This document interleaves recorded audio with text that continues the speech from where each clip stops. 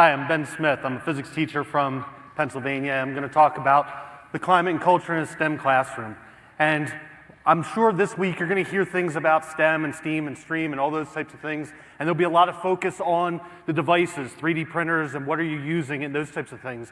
But what I found is that it's really about the culture that makes the difference. And so this is my STEM team. They build a device that fits under cars to measure where the pothole is and then uploads it to a map in real time so that people can track where these potholes are and then avoid them. PennDOT can fix them, those types of things. But when they were in front of their judges and the judges said, "Who's your mentor and what did they do for you?" They said, "He's over there and he didn't do anything."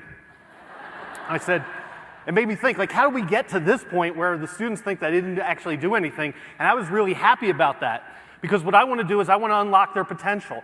I want them to believe in themselves so much that they're ready to go out and learn on their own, to become that empowered learner. And so when I think about how that happens, and we talked about that with my students, how do we do that? The setup becomes from me. Like, I am a vague person in the classroom. The students come up and they ask questions and I say, I don't know. And even when I do know and they think I know, they still are believing, they have to go and find these questions. And sometimes that means I have to give up control. And I know those teachers that have to have their name in the upper right-hand corner or they're going to deduct those points. But to me, I try and think about the big picture. What is it I really want them to learn? What do I want them to get out of this class? And when I give up that control, that means that I'm starting to build the infrastructure that I need within my classroom in order to make sure that the work we do as we go forward, they'll be ready for. And so my students tell me that I'm the meanest person they know. And that's probably true, but my classroom is packed from morning to night. Because of some of the duties, I have less classes, but there's always students in there. And we do this by building 2 layers to the culture and the climate. And in that first layer, where we're going to get to the end and we're going to celebrate, the one thing that I think about is when a question comes up, first of all, whose question is it? Is it my question or the student's question? For the most part, I really try and have the students generate the questions, but is it a question that's a headache or is it an opportunity? And then, once we know that question, who's answering it? So when I give talks, the lecture style, which is infrequent, the kids are actually asking questions and answering themselves through a Backchannel so that they're the ones that are providing those answers right to the questions that they have. And plastered around my room, it says UCC, which is user-created content. Students know that they have to create their own content, take their own pictures, get their own media, do all those things on their own so that when they're publishing their results, all they have to do is say, it's mine.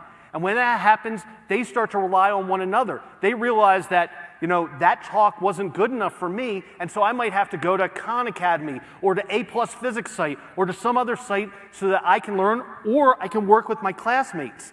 And then we have an independent room where the students actually build their own independence and they're ready to sort of fly on their own. My STEM team emailed Pasco, Vernier, one of the intermediate units, Argusat, and they got help from all these people, and then they're able to buy into what it is that I'm selling. And the buy-in becomes so important for them, they want to be in the classroom. And I create a system of patenting in my classroom. So we do a lot of things that are entrepreneurial, and as we move into that second layer of things, students can patent an idea. And another group can use that idea if they see it and they want to, but only at the cost of a few points. And where do those points go? They go to the group with the patent. And so we create an entrepreneurial learning system, okay? And what my job is to then provide the tools. So rather than go and say, I need this tool, I try and figure out what it is that we're answering and allow the students and myself to work at it. And it does mean we all have to be learners. The other thing that students expect is they want access to all the materials. And so what I'm doing most of the time is I'm trying to give them access through these online tools so that they can reach me when they want to. And when that happens, now the possibilities become endless. And revision is so important. It's a part of the engineering design process. And so when is done? Never. And what happens is I have students that turn in work early and they want critique on it. And then even after I've given them some assessment, they want to know if they can do it again. And so I'm moving around the classroom all the time. And I had a group, they came up and they said, you know what, we want to build cardboard canoes. I was like, that's fine. How much do we need? They went down to the appliance store, they got huge boxes, and here they're building it. And one thing I'd point out is the kid on the right's not even in my class. He just said, I heard this is cool, can I show up? And he did all the work, and he's helping to build that. And so when you think about STEM, hopefully you will start thinking about the climate and the culture that you really want to create, and move past those tools, or at least move the tools sort of to the end. Thank you.